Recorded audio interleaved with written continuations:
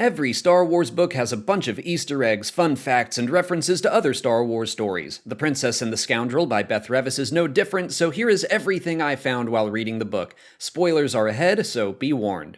Near the beginning, while everyone is still on Endor, Leia wonders about the stormtroopers who wore the helmets the Ewoks used as drums. She wonders where they were from, if they truly believed in the Empire, and what lies they were told to join the fight. I don't know if this was an intentional reference, but it's all very similar to some thoughts Faramir has about his own enemies in the Two Towers. Han and his team attack another Imperial base on Endor the day after the destruction of the second Death Star, but we mostly just hear about it because you can actually see it in the Shattered Empire comic. There's some foreshadowing of Han and Chewbacca's desire to return to Kashyyyk to liberate the Wookiees, which we see happen in the book Aftermath Life Debt. Chewie also thinks about his family, specifically his wife Malla, who has been mentioned in several canon stories at this point, but first appeared in the holiday special in 1978. Governor Adelhard's iron blockade and his insistence that the Empire's death is a rebel lie are all mentioned, referencing the mobile game Star Wars Uprising. Leia recalls a vegetable called ruwika she didn't like eating as a child. That's from the second issue of the Princess Leia comic. Pilots drank jet juice during the party on Endor. It was alcohol that the Rebel Alliance officially banned from being distilled in engine rooms across their fleet, and was mentioned way back in 1979 in Han Solo at Star's End. You can also order it at Oga's Cantina on Batuu. Cinda is listed as a world ruined by the Empire for its resources. The Imperials mining for thorolite on Cinda is a major plot point of the novel A New Dawn. Leia mentions a rebel operative undercover at Chinook Station. We see that location in Star Wars Battlefront 2. The mineral carnium is central to the plot of The Princess and the Scoundrel. Its only other appearance so far was in the 31st issue of Star Wars Adventures. The Rebel High Command knows they need to make alliances with worlds that hold energy-rich resources. One they mention is Inusagi, which was created for Beth Revis's first Star Wars novel, Rebel Rising. Another planet they consider, Sturdic 4, first appeared in the second issue of Shattered Empire. Major Neoma of Rebel Alliance Intelligence offers Leia information on several planets. Neoma first appeared in the Rogue One novelization as a captain. She also shares that she's heard rumors of hired assassins coming for New Republic leadership. We see that happen in Aftermath Life Debt in the form of sleeper agents. Leia thinks back to a ceremony called the Day of Demand on Alderaan, which officially named her the heir to the throne of her homeworld. That was all seen in the book Leia, Princess of Alderaan by Claudia Gray. She also recalls her fondness for sweet mallow cakes, which were mentioned by Breha Organa in the first episode of Obi-Wan Kenobi. A rebel operative named Max is mentioned. The only other Star Wars character that shares that name is related to Jackson. I really hope Max is a Leppy undercover spy. Kez Dameron and Shara Bey, the parents of Poe Dameron, both make several appearances throughout the book. So does Sakkas, a member of Kez and Han's Pathfinder team from Shattered Empire. Tsuraki is another drink, and this one is found at Han's impromptu bachelor party. It was first created for Aftermath Life Debt as a foul-tasting drink favored by Sinjir Rath Velis. A condor dragon briefly interrupts Han's bachelor party. Those creatures first appeared in a book called The Adventures of Teebo, but also made their way on screen in the Ewoks Battle for Endor made-for-TV movie. Wicket, Chief Chirpa, and Logray all make some appearances throughout the first section of the book. Lando calls Han's bachelor party the best party they've had together since they met the Tonica sisters. Those twins first appeared in the Cantina in A New Hope. Leia has meetings with Generals Forel and Kraken. Dustil Forel was a background character in Rogue One. Kraken was the Rebellion's chief of intelligence, who was a background character in Return of the Jedi. Leia records a holo message for the Innoit sector and the galaxy, which can be read in the first Aftermath book. Han and Leia's wedding takes place in the Great Tree of Bright Tree Village. That might be a new location for the Ewoks, or it might be the same as the Great Hall seen in the Life Day Treasury story, The Krulok. Sunberry wine is served at the wedding feast, which also appeared in the Krulok, and I believe was mentioned being served to soldiers during the celebration at the end of Return of the Jedi in the reference book On the Front Lines.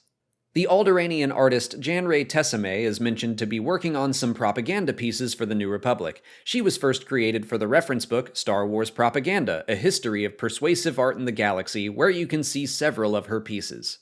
A reporter named Corwy Selgrowth is also mentioned. She first appeared in From a Certain Point of View, The Empire Strikes Back, in a story called Heroes of the Rebellion, and was friends with Janray. Thane Kyrell from the book Lost Stars is seen at the wedding wearing a badge of mourning because at this point he believes the love of his life, Ciena Ree, died during the Battle of Endor.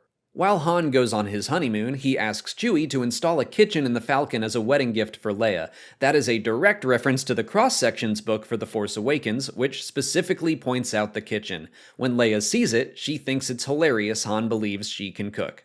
The Halcyon's cruise begins on Chandrila, Mon Mothma's homeworld. Its capital city, Hana City, appears, as well as the Silver Sea it sits next to. Han sees a Nubian K-type yacht parked at Chandrilan Starliners. That's a new model to me, but should be along the same lines as other Nubian ships we've seen, like Padme's royal yacht and diplomatic barge.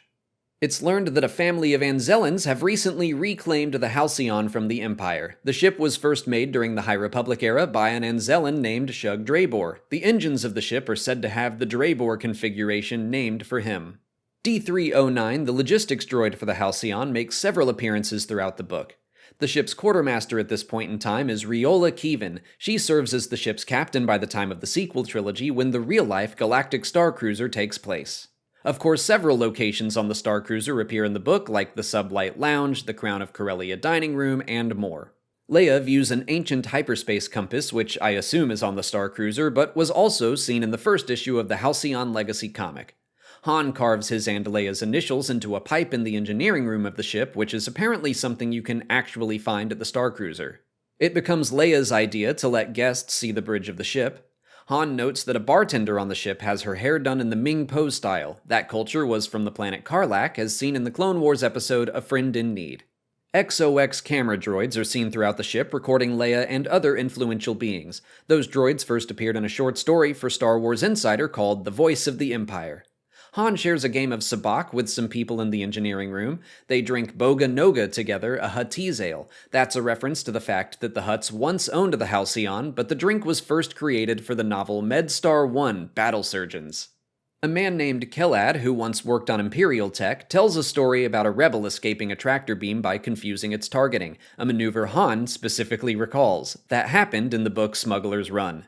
Kelad claims he should have won the Ashgad prize, but that Erso won it instead. He means Galen Erso from Rogue One, and the prize itself was mentioned in the Rogue One visual guide.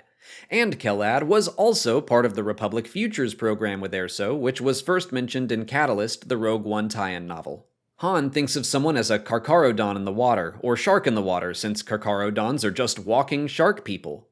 Leia reads some research from the University of Barleth. That institution was first created for the Lando comic, but has been very prevalent in the Dr. Aphra comics, where Aphra studied archaeology. The fuel Rhydonium is mentioned, which has been seen in the Clone Wars, Star Wars Rebels, and The Mandalorian. There's a safety demonstration for the Halcyon shuttles. In the event of depressurization, all guests need to survive in space is a breathing apparatus and a heat disk. That lines up with the less dangerous way Star Wars has always treated space. George Lucas has said before, "In my world, there is air in outer space, when I want it."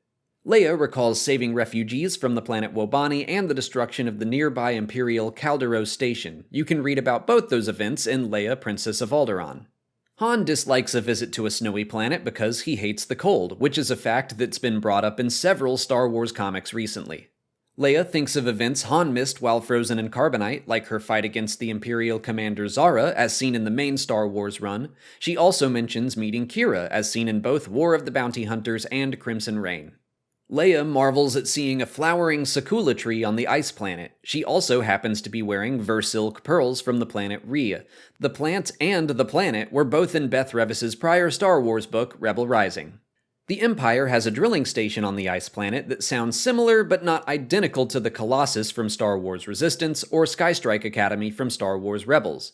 It's run by Commander Alicia Beck, the antagonist of the book Smuggler's Run, and she hates Han. Sea troopers, or underwater stormtroopers, take part in the final battle of the book. They've been around since the old Marvel comics, but were first pictured in canon in the Darth Vader comics by Charles Soule. Kelad, the man who worked on Imperial tractor beams, uses his skills to stabilize the ice planet by creating a new invention he calls a thermal oscillator. Of course, his technology eventually winds up being twisted for use on Starkiller Base decades later.